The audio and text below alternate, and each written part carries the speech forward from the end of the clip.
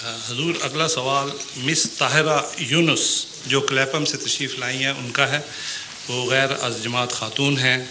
وہ کہتی ہیں میں یہ پوچھنا چاہتی ہوں، وہ یہاں تشریف فرما ہے. جی وہ کہتی ہیں کہ میں یہ پوچھنا چاہتی ہوں کہ احمدی کو کیوں مسلمان نہیں مانا جاتا؟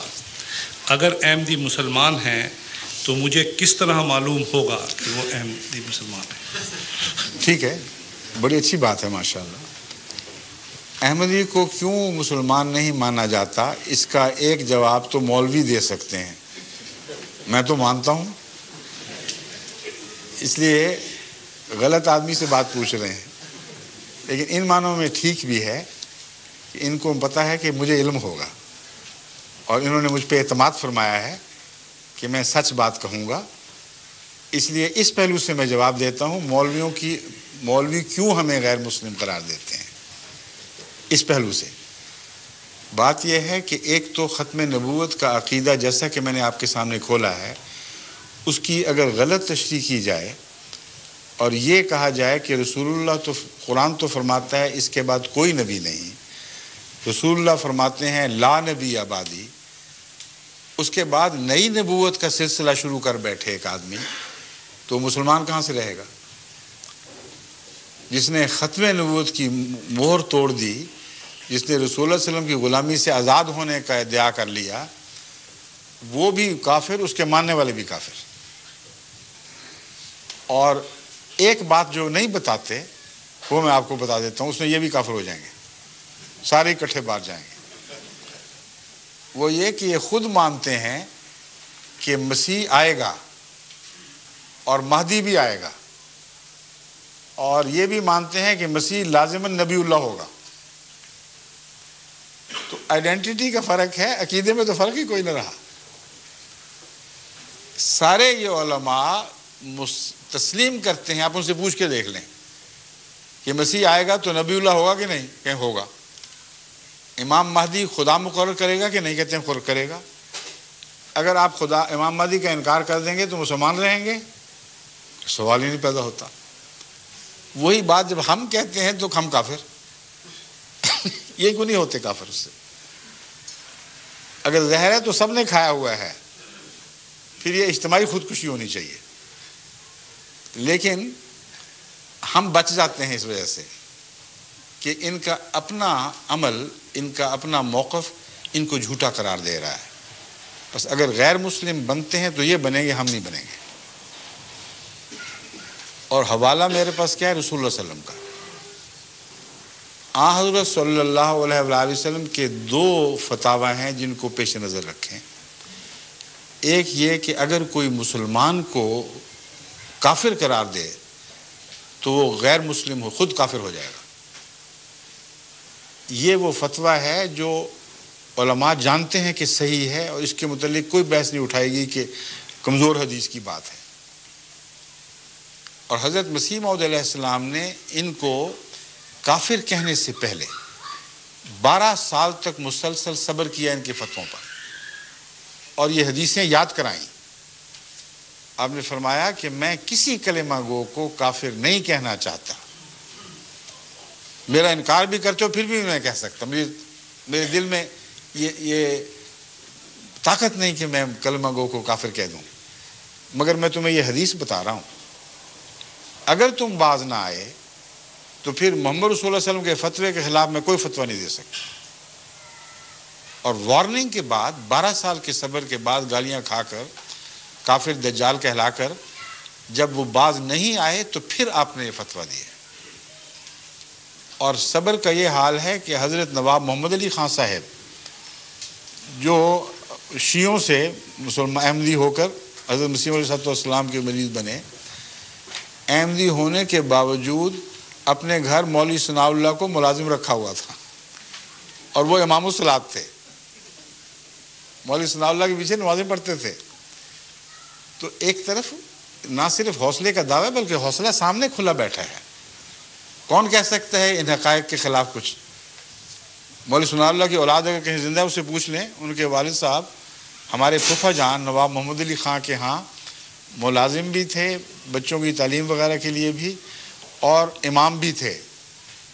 جب یہ مولوی باز نہیں آئے تو پھر حضرت مسیح موعود علیہ السلام کا یہ فتویٰ چلا ہے کہ اب کوئی گنجائش نہیں ہے میرے پاس، اس لیے اگر تم مجھے کافر کہو گے تو رسول اللہ کے فتوے کے مطابق تم کافر ہو جاؤ گے۔ یہ ہے ہماری طرف سے ایک جواب، لیکن اس سے بھی آگے ایک اور قطعی دلیل میں آپ کے سامنے رکھتا ہوں جو بھی خاتون ہیں، تو آپ حیران ہو جائیں گی کہ ان کے پاس اس بات کے سوا گنجائش ہی نہیں کہ اپنے آپ کو جھوٹا ہونا تسلیم کر لیں، دیانتداری سے گنجائش نہیں ہے۔ یہ ایک حدیث خود امت کو بتاتے آئے ہیں، ابھی بھی بات کرتے ہیں کہ رسول اللہ صلی اللہ علیہ وسلم نے فرمایا کہ ایک زمانہ آئے گا جب میری امت یہودیوں کی طرح 72 فرقوں میں بٹ جائے گی۔ یہ وہ حدیث ہے جسے مولوی عبد الوہاب صاحب جو وہابی فرقے کے سربراہ ہیں، انہوں نے بڑی شد و مت سے اپنی صداقت کی نشانی کے طور پر پیش فرمایا ہے۔ وہ کس طرح؟ وہ یوں کہ کہتے ہیں کہ رسول اللہ صلی اللہ علیہ وسلم نے فرمایا 72 فرقوں میں بٹ جائے گی، وہ 72 کے 72 جہنمی ہوں گے، سوائے ایک کے جو 73ویں جماعت ہوگی۔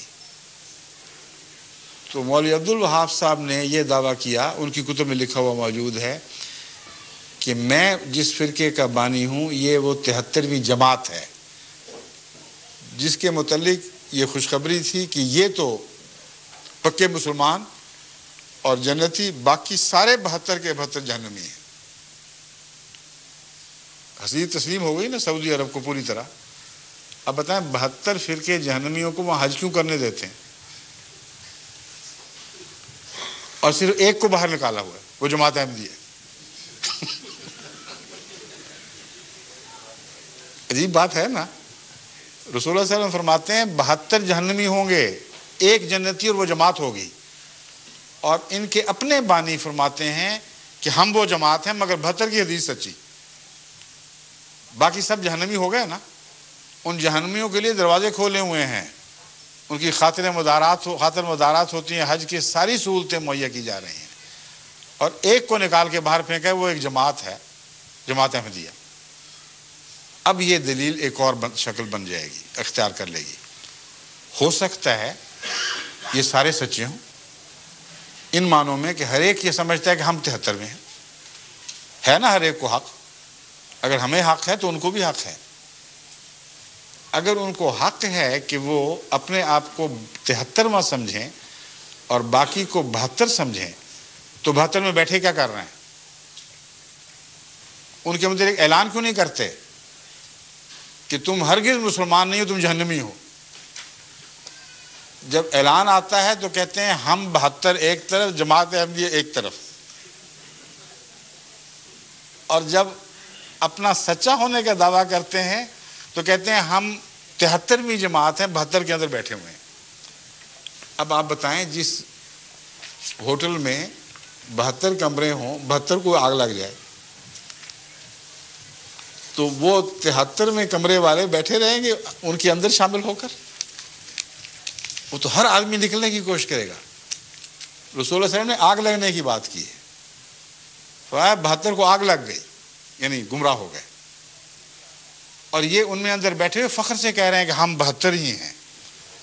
تو ان کا ایک دوسرے کے خلاف جماعت احمدیہ کے مقابل پر اجتماع ان کے 72 ہونے پر سواد کر رہا ہے، اور جب 72 کا حصہ ہیں تو فتویٰ رسول اللہ صلی اللہ علیہ وسلم کا چلے گا، ان کا دعویٰ کوئی کام نہیں آئے گا۔ یہ دو ٹوک بات ہے، اس پر آپ غور فرمائیں تو آپ کو امید ہے کہ انشاءاللہ تعالی بات کی سمجھ آ جائے گی یہ کیوں ہمیں غیر مسلم کہتے ہیں۔ اسی میں ان کے جھوٹے ہونے کی دلیل، آپس میں ایک دوسرے کو کیوں نہیں کہتے غیر مسلم؟ جب آپ 73 ہونے کا دعویٰ کر رہے ہیں، جن کو رسول اللہ صلی اللہ علیہ وسلم نے جہنمی کہہ دیا، غیر مسلم اور کیا ہوتا ہے، وہ کیوں نہیں کہتے؟ وہاں ان کی آوازیں کو دب جاتی ہیں، بزدل ہیں، تقویٰ نہیں ہے، سیاست کرتے ہیں، اس کے سوا کوئی مقصد نہیں۔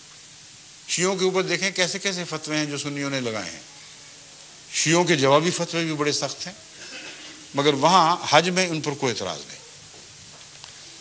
وہابی فرقہ توحید کے نام پر اٹھا تھا، اور سارے مزار جو ان کی عزت کی جاتی ان کو مٹا دیا گیا تھا، تمام احترام کی نشانیاں دور کر دی گئیں، لیکن بریلوی وہاں لاکھوں کی تعداد میں آتے ہیں جو داتا دربار کے سامنے بھی سجدے کرتے ہیں.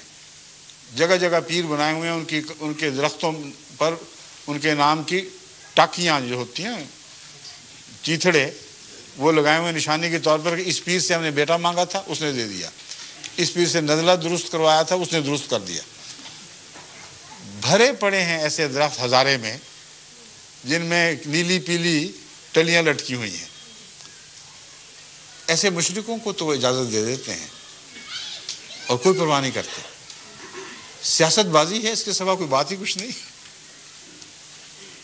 تو ان کا فتویٰ بھی ویسا جیسا کہ ان کا عمل ہے. فرمائیے.